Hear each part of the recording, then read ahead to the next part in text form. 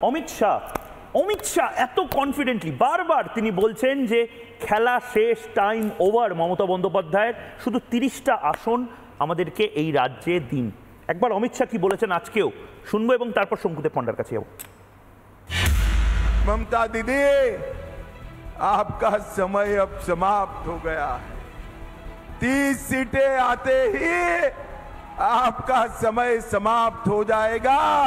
यहां पर भी मोदी जी के नेतृत्व में भारतीय जनता पार्टी की सरकार बनने जा रही है। भारतीय जनता শঙ্কুদেব বাবু, একই প্রশ্ন এবং এটা দর্শকদেরও প্রশ্ন। আপনারা বলছেন তৃণমূল কংগ্রেসের এক্সপায়ারি ডেট আপনারা দেখতে পেয়ে গেছেন অলরেডি, কিন্তু এক্সপায়ারি ডেট যেটা ডিকে ভেনুগোপাল বলে একজন লিখছেন, মোহাম্মদ আলী বলে একজন দেখছেন, সেটা দেখতে পাচ্ছেন কিন্তু সেটা টাচ করাতে পারবেন আপনারা। তৃণমূল কংগ্রেস 30টা আসন বিজেপি পেয়ে গেলে সত্যিই কি তাদের এক্সপায়ারি ডেট বা গেম ওভার হয়ে যাবে?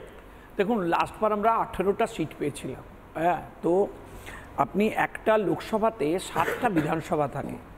আপনি যদি দেখেন লাস্টবারেই আমাদের যে নাম্বার গেইন করার কথা ছিল এই রাজ্যে ক্ষমতায় আসবার জন্য, আমরা তার কাছাকাছি পৌঁছেছিলাম, কিন্তু আমরা কাউন্টিংটা হচ্ছে তৃণমূল কংগ্রেস লুটে নিল বলে আমরা ক্ষমতায় আসতে পারিনি। এখানে আমাদের আরও সতর্ক সজাগ থাকা উচিত ছিল এবং তারা কিভাবে লুটবেন সেই প্ল্যানটা তারা লাস্ট লোকসভা নির্বাচনের পর থেকে বিধানসভা পর্যন্ত বাইরের এজেন্সি হায়ার করে সেটা অপারেট করেছিলেন।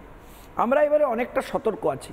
আমরা আজকে 30টা আমাদের টার্গেট দিয়েছেন এবং স্পেসিফিক্যালি বলছেন, মানুষের কাছে আবেদন জানিয়েছেন স্বরাষ্ট্রমন্ত্রী, কিন্তু আপনি যদি লক্ষ্য করে দেখেন আমরা যদি 20টা বা 21টার উপরেও চলে যাই তাহলেই আপনার যা টার্গেট নাম্বার সেই নাম্বারের কাছাকাছি আমরা পৌঁছে যাব। 2-1টা শর্টেজ থাকবে। আর যদি আমি হিসেব করছিলাম একটু আগে, ধরুন 22টা আমরা পাই, 22 × 7 154 আমরা অটোমেটিক্যালি রিচ করে যাব।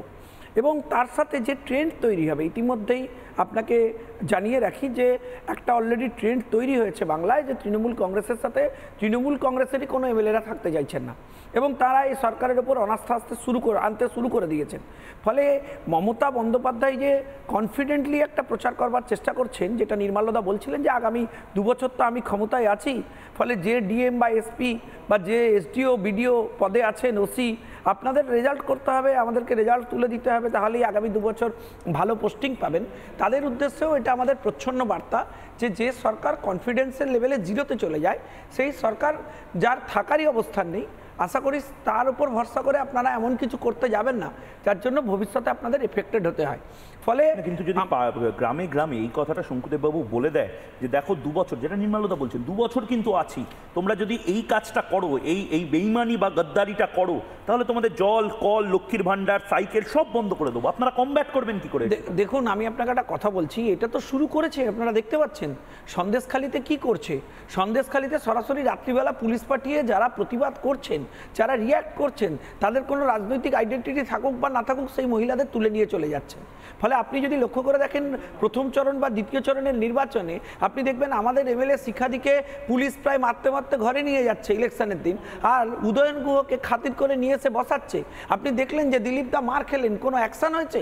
ইলেকশন কমিশনকে ইন্টারফেয়ার করার পর হচ্ছে গোহেড করতে হচ্ছে। শুনুন মহিক বাবু, আপনার এই চ্যানেলে বসে সরাসরি অভিযোগ করছি, তৃণমূল কংগ্রেস এই নির্বাচনের অন্তত 5 মাস আগে থেকে প্ল্যান করেছে কোথায় কোথায় কোন ডিএম আর এসপিরা বসবেন, তারা কিভাবে অপারেট করবেন, তাদের কোন কোন ইলেকশনের পারফরমেন্স তুলে দিতে হবে, সেদিকে লক্ষ্য করেই আগামী 2 বছর আমি ক্ষমতায় আছি এই বাজনাটা বারবার ওনারা বাজাচ্ছেন। কিন্তু অ্যাকচুয়ালি তো ওনারা ক্ষমতায় নেই, 2021 থেকেই নেই। 2021-এ যদি ওনারা সিট না লুটতেন তাহলে আজকে ভারতীয় জনতা পার্টি পশ্চিমবঙ্গে ক্ষমতায় থাকতো। এবং আপনি যদি আমায় প্রশ্ন করতে পারেন মহিবাবু যে আপনি বলছেন যে সত্যি কি কাউন্টিং লোটা যায়, তাহলে আমি আপনার শোতে বসে আজকে অভিযোগ করব। এই অভিযোগ কি আমি করছি? এই অভিযোগ রাজ্যের মুখ্যমন্ত্রী মমতা বন্দ্যোপাধ্যায় করছেন। তিনি বলেছেন যে কাউন্টিংয়ে অনিয়ম বেনিয়ম হয়, নন্দীগ্রামে হয়েছে, এতটা বলেছেন এমনটা নয়। এইসব বলে তিনি কলকাতা হাইকোর্টে মুখ বাঁচাতে চলে গেছেন।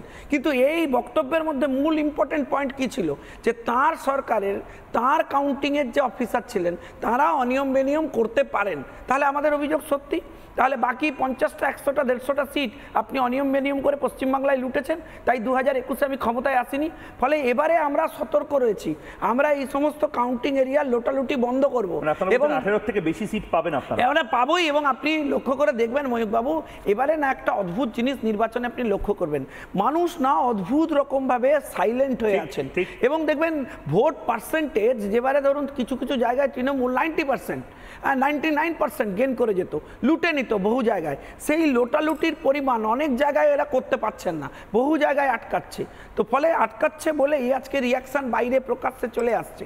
এই কারণে আমাদের বক্তব্য যে লাস্টবার যিনি বলেছিলেন আপকি বার 200 পার, সেখানে কিন্তু রাজ্যে এই দলকে বিরোধী দলের মর্যাদার লেভেলে নিয়ে চলে এসেছেন, আর এবারে তিনি 30টার টার্গেট দিয়েছেন। তাতে স্পষ্ট হবে যে নাম্বারের জায়গায় আমরা যদি ধরুন 20-র ওপরেও গেন করে যাই, সঙ্গে সঙ্গে কিন্তু আপনি কমব্যাট করা মুশকিল হয়ে যাবে। মুশকিল না, কারণ অলরেডি ট্রেন্ড তৈরি হয়ে গেছে। এখনই তো আমি এখানে বসে বলতে পারি যে ধরুন আমাদের বিরোধী দলনেতার কাছে এমন অনেক তৃণমূল বিধায়কদের নামের লম্বা লিস্ট আছে যারা তৃণমূল ইমিডিয়েটলি ছেড়ে দিতে চায়, আজকে এখনই সন্ধ্যাবেলা ছেড়ে দিতে চায়। তারা বলছে বাইরে আমি তৃণমূলের বিধায়ক বেরোচ্ছি, লোকে জল চাইছে না, লোকে লক্ষ্মীর ভান্ডার চাইছে না, প্রথমেই বলছে চোরটা চলে যাচ্ছে। দেখুন, ফলে এই পারসেপশন, এই জায়গা তৈরি হয়ে গেছে। অনেকে বসে রয়েছে, নাম্বার নিজের সংখ্যাগরিষ্ঠতা সন্ধ্যাবেলা প্রমাণ করতে পারবেন না মুখ্যমন্ত্রী বিধানসভায়। অমিত শাহ এত কনফিডেন্টলি বারবার তিনি বলছেন যে খেলা শেষ, টাইম ওভার মমতা বন্দ্যোপাধ্যায়ের, শুধু 30টা আসন আমাদেরকে এই রাজ্যে দিন। একবার অমিত শাহ কি বলেছেন আজকেও শুনবো, এবং তারপর শঙ্কুদেব পণ্ডার কাছে যাবো। ममता दीदी, आपका समय अब समाप्त हो गया है। 30 सीटें आते ही आपका समय समाप्त हो जाएगा। यहां पर भी मोदी जी के नेतृत्व में भारतीय जनता पार्टी की सरकार बनने जा रही है। भारतीय जनता শঙ্কুদেব বাবু, একই প্রশ্ন এবং এটা দর্শকদেরও প্রশ্ন। আপনারা বলছেন তৃণমূল কংগ্রেসের এক্সপায়ারি ডেট আপনারা দেখতে পাচ্ছেন, দেখতে পেয়ে গেছেন অলরেডি, কিন্তু এক্সপায়ারি ডেট যেটা ডিকে ভেনুগোপাল বলে একজন লিখছেন, মোহাম্মদ আলী বলে একজন দেখছেন, সেটা দেখতে পাচ্ছেন কিন্তু সেটা টাচ করাতে পারবেন আপনারা। তৃণমূল কংগ্রেস 30টা আসন বিজেপি পেয়ে গেলে সত্যিই কি তাদের এক্সপায়ারি ডেট বা গেম ওভার হয়ে যাবে?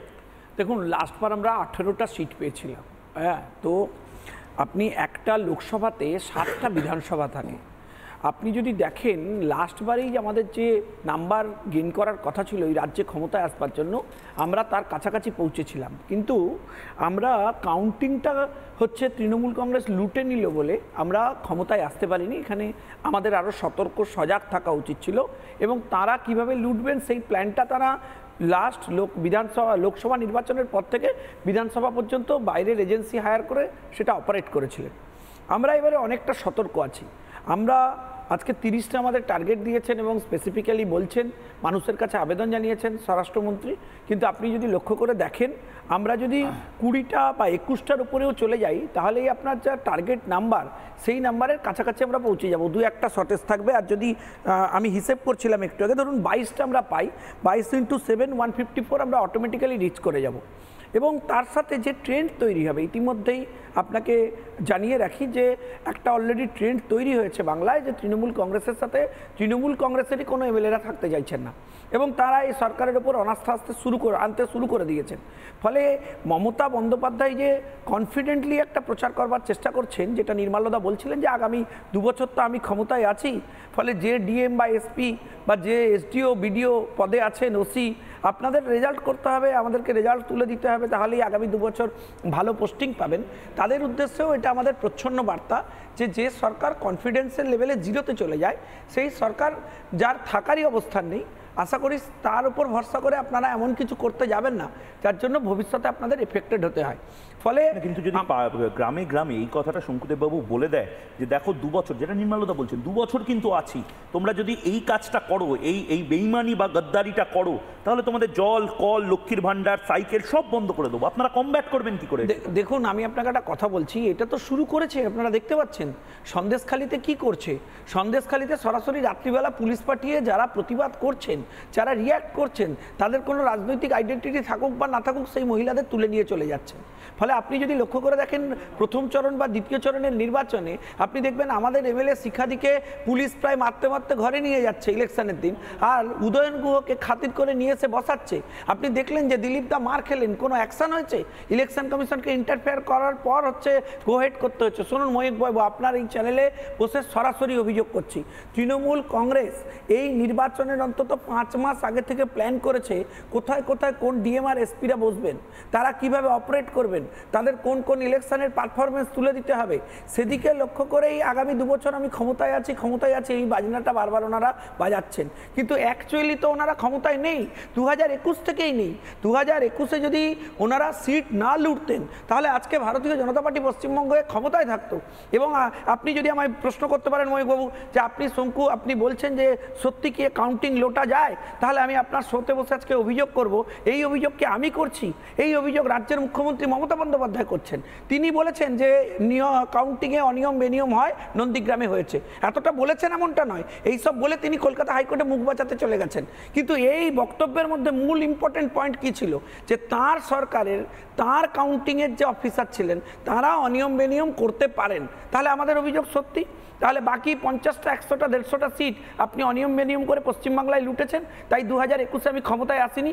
ফলে এবারে আমরা সতর্ক রয়েছি, আমরা এই সমস্ত কাউন্টিং এরিয়া লোটালুটি বন্ধ করব এবং 18 থেকে বেশি সিট পাবেন আপনারা। এবারে পাবোই। এবং আপনি লক্ষ্য করে দেখবেন ময়ূক বাবু, এবারে না একটা অদ্ভুত জিনিস নির্বাচনে আপনি লক্ষ্য করবেন, মানুষ না অদ্ভুত রকমভাবে সাইলেন্ট হয়ে আছেন।